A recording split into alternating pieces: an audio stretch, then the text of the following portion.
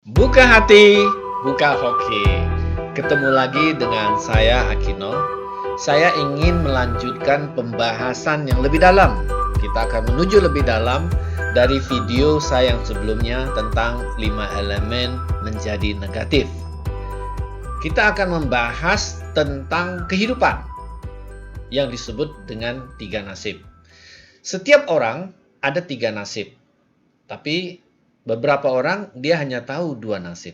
Beberapa orang hanya tahu 1 nasib dan ada yang sudah komplit memahami 3 nasib.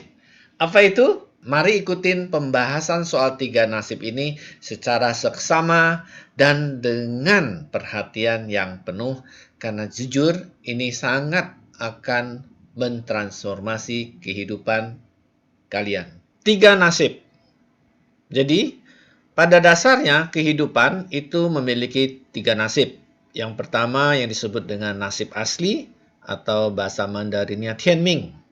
Kemudian yang kedua adalah nasib karma, adalah Suming. Dan yang ketiga adalah nasib badan yang disebut dengan Yingming. Nah, umumnya orang hanya mengenal nasib badan. Apa yang disebut dengan nasib badan?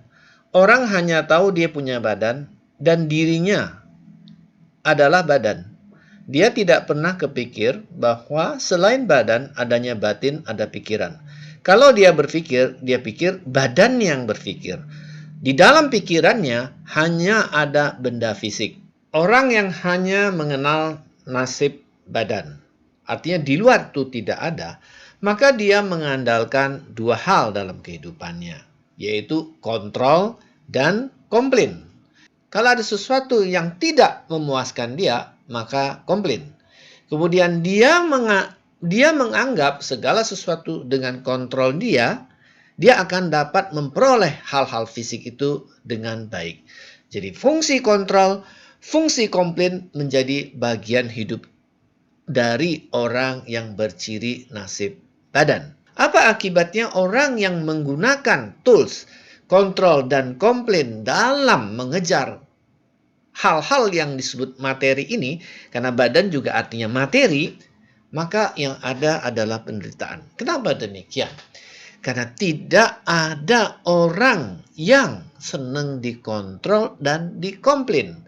Apa artinya? Di dalam keluarga, dia mengandalkan 2 fungsi ini dalam berinteraksi entah dengan suami, dengan istri, dengan anak. Dan karena tidak ada orang yang senang dikontrol dan dikomplain, maka kehidupannya penuh dengan penolakan, penuh dengan ketidakmengertian. Oleh karena itu, orang yang berciri nasib badan perlu berlatih apa? Yaitu tidak kontrol dan tidak komplain.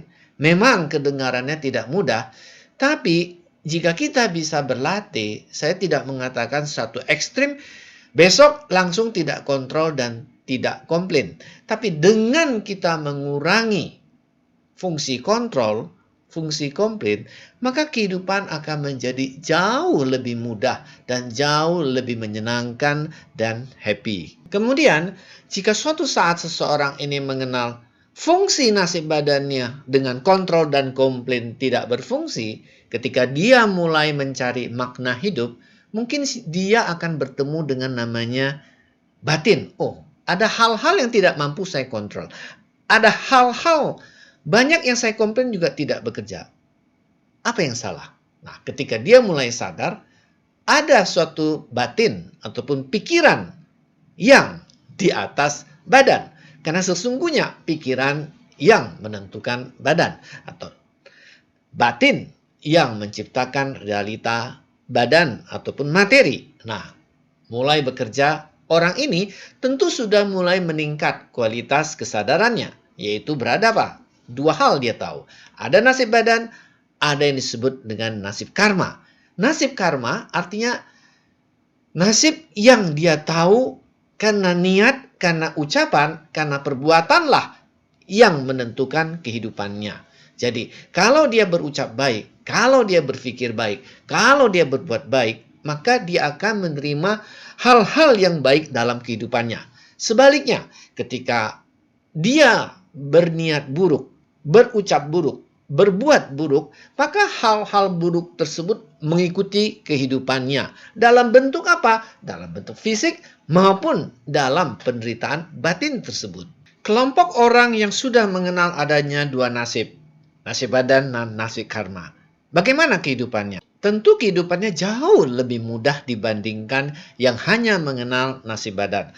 Kalau hanya mengenal nasib badan, maka banyak perjuangan, banyak ketakutan, banyak kekhawatiran, kehidupannya penuh dengan namanya persaingan fisik ya. Dan kalau dia mau mendapat sesuatu itu harus dengan perjuangan fisik. Yang ada adalah penderitaan yang sangat luar biasa. Tapi orang yang nasib karma punya problem. Hitung-hitungan seperti pedagang gitu. Ya, karena dia sudah mulai lebih strategis, lebih tinggi kualitas kesadarannya, dia mulai tahu, oh kalau saya ini saya dapat, kalau ini nggak dapat. Oleh karena itu, kehidupannya selalu berada di dalam yin dan yang juga, yaitu ada baiknya, ada buruknya. Kenapa demikian? Karena bagaimanapun, karena ini adalah hukum karma, nasib karma, apa yang kita tanam kita tuai. Seringkali orang juga sudah lupa ya, dalam sehari dia menciptakan berapa niat buruk meskipun belum menjadi perbuatan buruk gitu. Kemudian karena dia sudah pintar kalkulasi, kehidupannya pun penuh dengan kalkulasi. Nah, apakah ini adalah nasib karma, ini adalah kehidupan yang ideal? Tidak gitu. Tentu ini perlu kita refleksi. Misalnya, tentu semua orang mengatakan kalau si A mendapat tiba-tiba 10 juta. Si B mendapat 1 juta. Mana yang nasib karma yang lebih baik? Banyak orang mengatakan yang 10 juta. Tidak juga. Kenapa? Karena itu hanya angka. Bagi seseorang yang penuh dengan kalkulasi dapat 10 juta belum tentu membahagiakan. Tapi bagi orang yang bersyukur, hanya 1 juta pun dia bahagia. Jadi kunci dari nasib karma, kalau kita tidak mau diombang-ambing oleh yin dan yang, dan penuh kalkulasi itu juga melelahkan, maka dia harus namanya belajar bersyukur. Hanya dengan belajar dia bersyukur, nasib karmanya tidak terlalu mengganggu dia lagi. Nah, pada saat dia bersyukur, dia akan naik level ke nasib asli. Kalau nasib badan berbicara tentang penderitaan. Jadi kalau bicara kehidupan seseorang, maka di dalam nasib badan yang ada adalah rasa malu, rasa khawatir, tidak nyaman, tidak bahagia. Ataupun kita bilang dia diselimuti oleh energi yang negatif yang begitu luar biasa. Sebaliknya, ketika orang mulai mengerti ada nasib karma, hidupnya lumayan, namun ada kalanya di tengah kegembiraan kok ada yang dia tidak juga bisa terima. Ataupun dia berusaha dengan keras menghindari kehidupan tersebut. Jadi ini adalah dunia yin dan yang kerap kali datang dan dia tidak tahu sebabnya gitu. Kemudian ketika dia mulai bersyukur, dia masuk ke namanya nasib asli. Apa ciri nasib asli? Kita seringkali ketemu orang yang dia memang secara harta hitungan dari Forbes tidak masuk ranking 1 sampai 10 atau 100 ya, tidak masuk gitu. Tapi apa yang dia mau kelihatannya pas ada. Ada kesulitan, ada yang bantu. Ada yang dia baru merencanakan ini, tiba-tiba pintu kebuka, jendela kebuka, jalan kebuka dengan lebar. Nah, ini adalah nasib asli. Dan nasib asli, cirinya apa sih sebenarnya nasib asli? Orang mulai berlatih, bersyukur. Kemudian, karena dia berada di nasib asli, kita katakan orang ini serba beruntung. Nah, apa ciri orang yang memiliki nasib asli? Yaitu selalu berpikir beruntung.